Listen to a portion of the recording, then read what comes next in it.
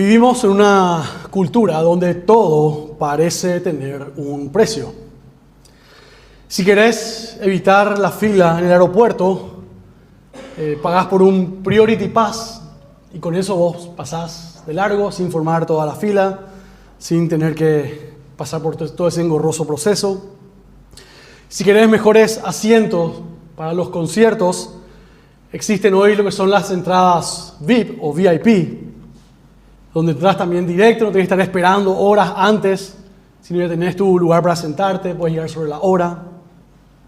Nos hemos acostumbrado a un sistema donde el dinero y las influencias nos abren puertas cerradas para los demás. Ahora el problema es cuando traemos esa mentalidad consumista a la iglesia.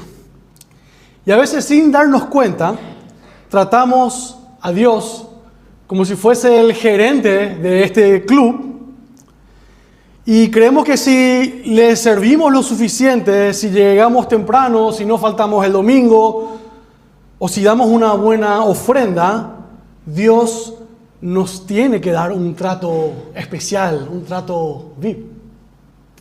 Pensamos que podemos manipular su favor para que nos garantice éxito y una vida sin problemas. Y hoy en el capítulo 8 del libro de los Hechos, siguiendo con nuestra serie, nos encontraremos con Simón, el primer hombre en la historia de la Biblia que intentó comprar un pase VIP espiritual. Veremos un choque brutal entre una gracia gratuita de Dios y ese intento humano por controlar el poder divino. Así que para entrar al texto de esta mañana les invito a que abran sus Biblias en el libro de los Hechos, el capítulo 8, los versículos 4 al 25. Ahora sí. Dice así la palabra de Dios. Así que los que habían sido esparcidos iban predicando la palabra. Felipe descendió a la ciudad de Samaria y les predicaba a Cristo. Las multitudes unánimes prestaban atención a lo que Felipe decía y al oír y ver las señales que hacía. Porque de muchos que tenían espíritus inmundos, estos salían de ellos gritando a gran voz. Y muchos que habían sido paralíticos y cojos eran sanados. Y había gran regocijo en aquella ciudad. Cierto hombre llamado Simón hacía tiempo que estaba ejerciendo la magia en la ciudad y asombrando a la gente de Samaria, pretendiendo ser un gran personaje. Y todos le prestaban atención diciendo: este es el que se llama el gran poder de Dios. Le prestaban atención porque por mucho tiempo los había asombrado con sus artes mágicas. Pero cuando creyeron a Felipe, que anunciaba las buenas nuevas del reino de Dios y el nombre de Cristo Jesús, se bautizaban, tanto hombres como mujeres. También Simón mismo creyó y después de bautizarse, continuaba con Felipe y estaba asombrado al ver las señales y los grandes milagros que hacían. Cuando los apóstoles que estaban en Jerusalén oyeron que Samaria había recibido la palabra de Dios, les enviaron a Pedro y a Juan, quienes descendieron y oraron por ellos para que recibieran el Espíritu Santo, pues todavía no había descendido sobre ninguno de ellos. Solo habían sido bautizados en el nombre del Señor Jesús. Entonces les imponían las manos y recibían el Espíritu Santo. Cuando Simón vio que el Espíritu se daba por la imposición de las manos de los apóstoles, les ofreció dinero, diciendo: denme también a mí esta autoridad, de manera que todo aquel que sobre quien ponga mis manos reciba el Espíritu Santo. Entonces Pedro le dijo: que tu plata perezca contigo, porque pensaste que podías obtener el don de Dios con dinero. No tienes parte ni suerte en este asunto, porque tu corazón no es recto delante de Dios. Por tanto, arrepiéntete de esta tu maldad y ruega al Señor que, si es posible, te perdone el intento de tu corazón, porque veo que estás en hiel de amargura y en cadena de iniquidad. Pero Simón respondió: rueguen ustedes al Señor por mí, para que no me sobrevenga nada de lo que han dicho. Hasta aquí la palabra de Dios que llega a nosotros inspirada de manera perfecta. Recibámosla como tal. Oremos. Padre, te damos gracias por tu palabra y gracias porque ella llega a nosotros de manera perfecta. Permite, Señor, que podamos, mediante la obra de tu Espíritu Santo, recibirla hoy y salir conociéndote más a vos, siendo más como Jesús. Queremos crecer en conocimiento tuyo, Señor.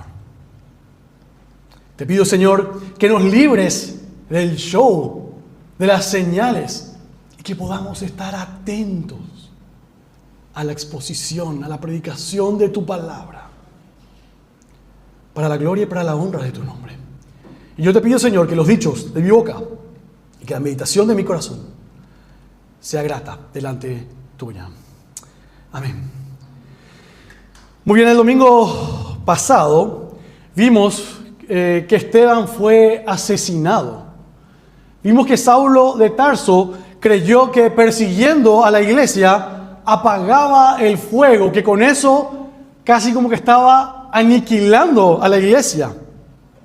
Pero la palabra aquí utilizada en el texto para esparcidos, en el idioma original era utilizado en el contexto de siembra. Era como esparcir semillas. Entonces Saulo fue solo el viento que Dios usó para esparcir el evangelio por el mundo. Y ahí terminamos el domingo pasado. Y vamos a ver cómo esa semilla cayó en Samaria. Y he dividido el sermón en 4 puntos. ¿Que lo ven ahí en la pantalla? ¿Se ve? ¿Verdad? ¿Están? Dice el punto 1, el evangelio en territorio enemigo, los versículos 4 al 8. El peligro de una fe de espectáculo, los versículos 9 al 13. El espíritu no es un trofeo personal, los versículos 14 al 17. Y el insulto de ponerle precio a Dios, los versículos 18 al 25. Entrando ya al primer punto, ¿te fijaste quién es el protagonista de esta primera ola misionera? Es interesante porque acabamos de salir de la historia de Esteban y veíamos que Esteban no era ninguno de los apóstoles. Eran uno de estos 7 helenistas que fueron elegidos para el servicio en las mesas. Y ahora están mencionando a Felipe, que también eran uno de estos 6. O sea, claramente Lucas en su relato nos quiere mostrar que la iglesia crece no por la obra de alguien que se le paga, que es el pastor, que tiene una encomendación especial, una unción especial, sino que crece por el trabajo misionero de cada uno de sus miembros, por cada uno de los que están sentados escuchando la prédica y transmitiéndola afuera de la iglesia. Y vemos que los apóstoles, el versículo 1 que vimos la semana pasada, se quedaron en Jerusalén. Dice que todos fueron menos los apóstoles. Ahora todo el resto dice que descendió a Samaria, el versículo 5, y que este diácono es quien está haciendo la obra en Samaria. Ahora es importante entender lo que significa Samaria en este contexto. Samaria originalmente era parte de Israel, pero siglos antes fue dividido y luego fue invadido, y todo lo que era la región de Samaria se volvieron parte del imperio asirio. O sea, los que eran parte del pueblo de Dios abandonaron sus tradiciones y se volvieron como unos más de los gentiles. Entonces eran considerados traidores. Pero en todo ese, para llegar hasta eso, incluso los samaritanos, como se habían desprendido de todo el resto de Jerusalén, habían hasta construido su propio templo. O sea, habían creado una religión paralela. Entonces, para que un judío llegue a Samaria, era llegar al lugar, al peor de los lugares. Era lo peor que se le podía pedir. Era casi como la historia de de Jonás, cuando se le pidió que se vaya a predicar a Nínive. Y decían, no, ¿cómo a Nínive? ¿Cómo la capital del imperio asirio? ¿Cómo voy a ir a predicar ahí el arrepentimiento? Ellos tienen que ser destruidos. Jamás haré eso. Pero aquí Felipe va a Samaria, donde no quiere ir, donde nadie, ningún judío debe ir. Un judío prefería caminar kilómetros extras rodeando Samaria para no pisar ese suelo. Pero Felipe baja allí y no discute venganza pasada, no se pone a discutir sobre todas las barbaridades que ellos hicieron. El texto dice que de plano entró y que predicaba a Cristo. ¿Y cuál es el resultado de esa predicación? El versículo 8 dice, y había gran gozo, gran regocijo. La palabra llegó a donde nadie quería ir y trajo vida, trajo gozo. Y la aplicación aquí nos confronta de manera directa. A diferencia de Jonás, que huyó cuando Dios le mandó a sus enemigos, Felipe fue directo a Samaria. Se tragó el prejuicio, el orgullo, el odio quizás inclusive, y predicó a Cristo. Me pregunto, ¿cuál es tu Samaria hoy?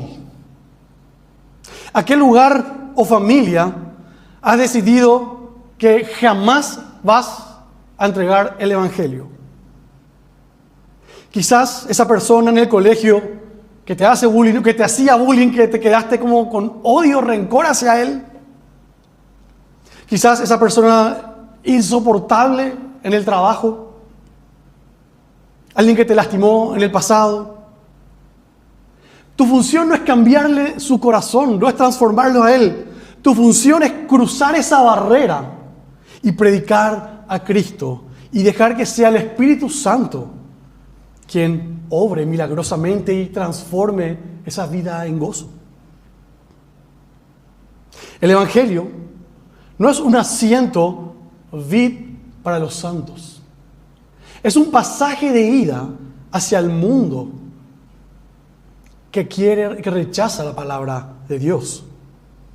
El siguiente punto de esta mañana es el peligro de una fe de espectáculo. Vemos que en Samaria ya había un ídolo, un tal Simón, un hechicero. Y nos dice que tenía a la ciudad cautivada en el versículo 9, que se hacía llamar el gran poder de Dios. La gente estaba asombrada con el espectáculo que él hacía.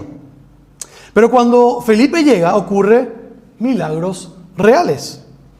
Y me llama la atención un contraste que hace Lucas aquí sobre el verdadero motor de la conversión.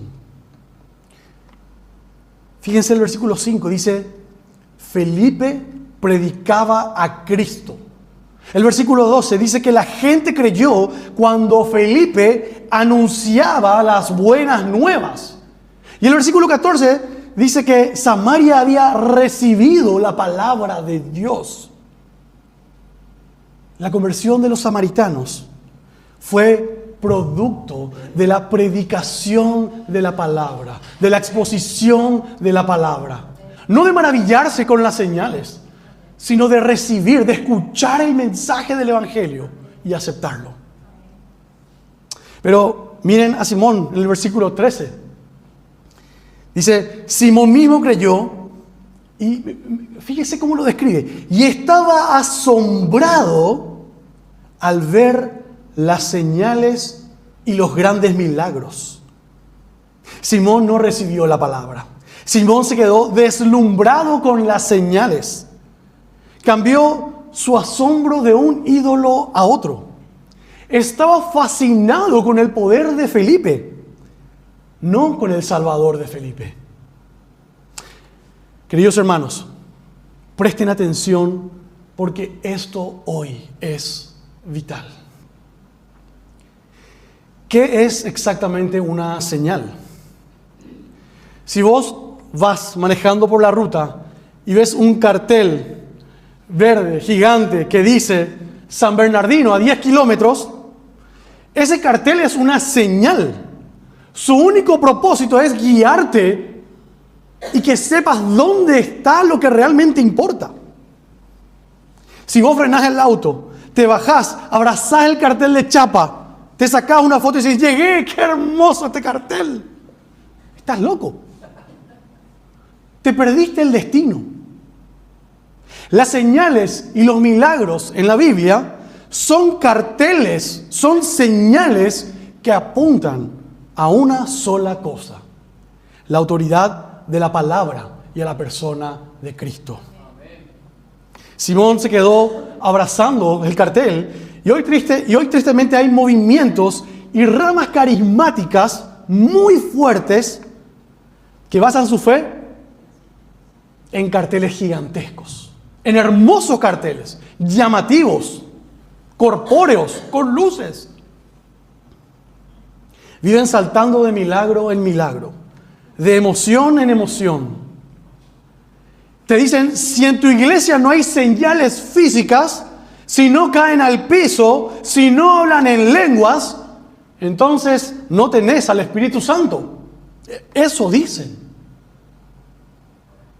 Pero ¿se acuerdan lo que leímos esta mañana en Mateo 7, la lectura que hizo la hermana?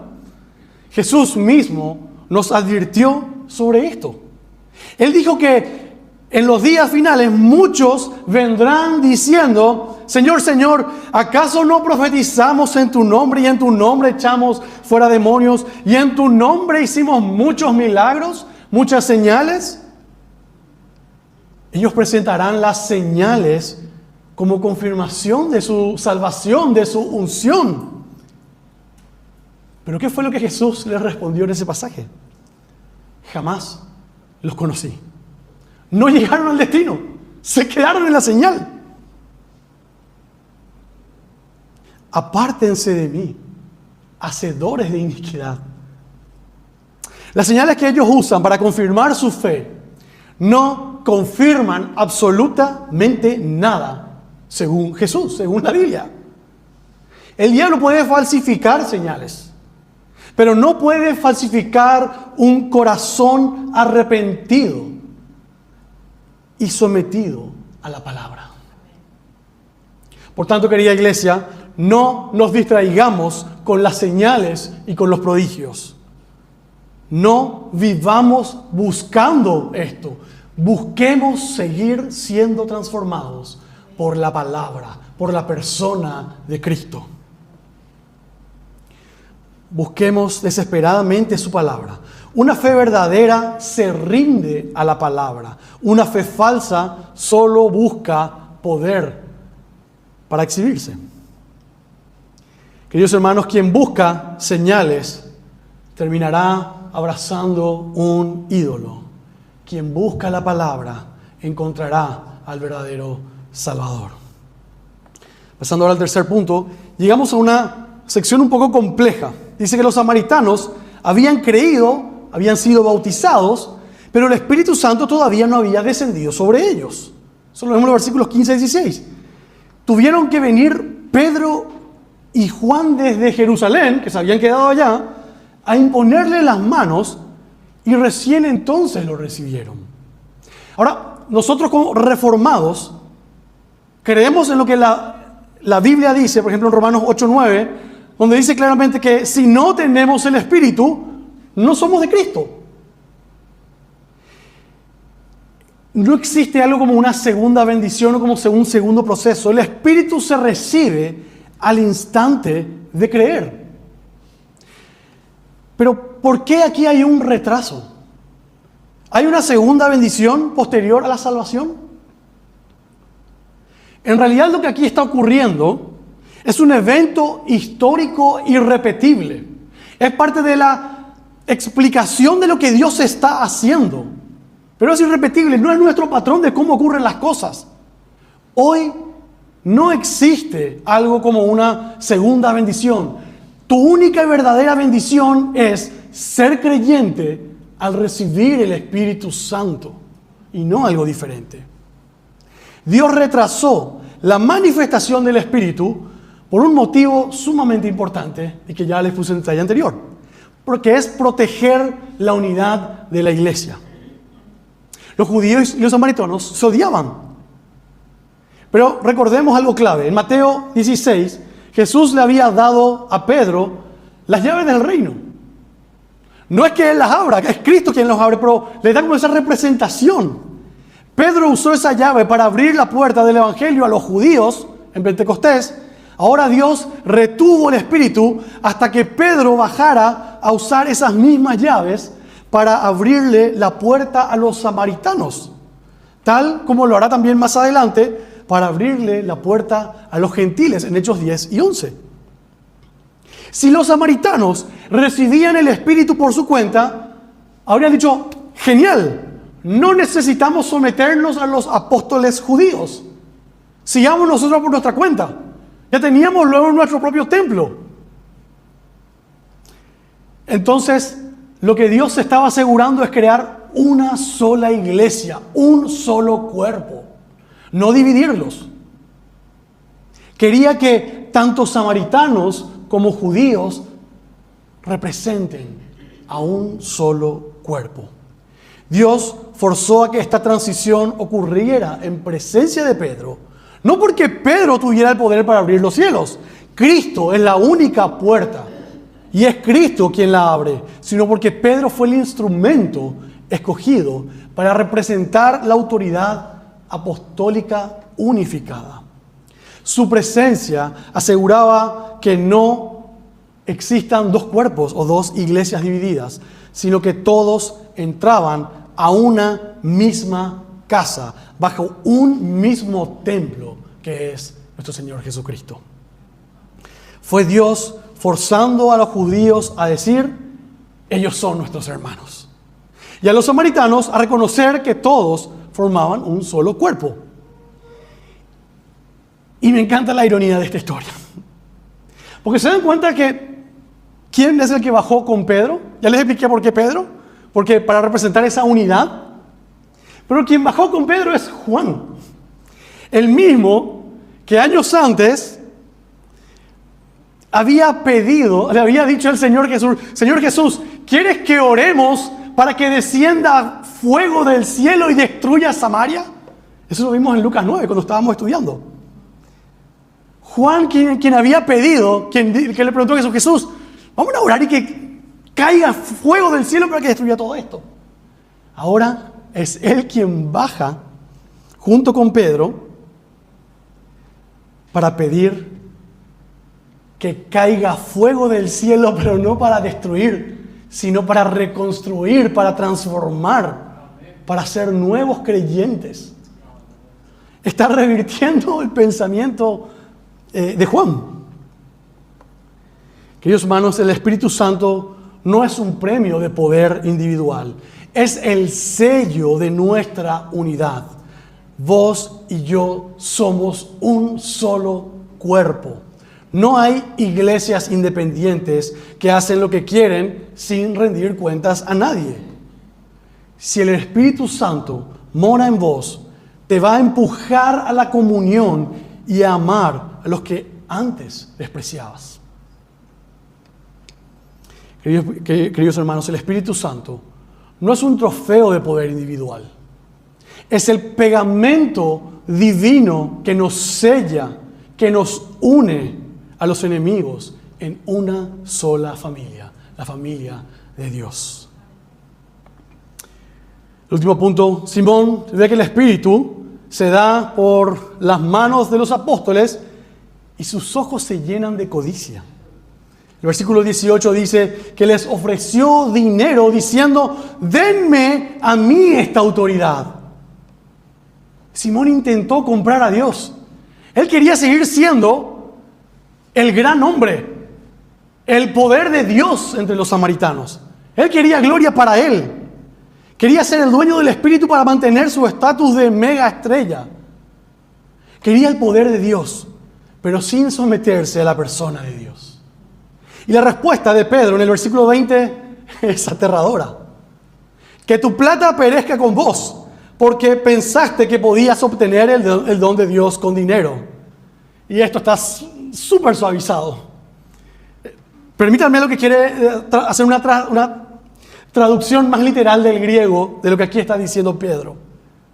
Le dice: andate al infierno vos y tu dinero. Eso es lo que le está diciendo.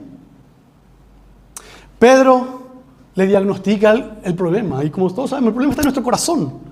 Veo que estás envenenado de amargura y encadenado a tu propia maldad. su bautismo fue una farsa. Era un hombre no regenerado jugando a ser religioso. Por eso, cuando Pedro le habla, le voy a decir, arrepiéntete. No, jamás hubo un arrepentimiento. Hermanos, esta espada corta de raíz el peligroso evangelio de la prosperidad, que también está muy fuerte el día de hoy.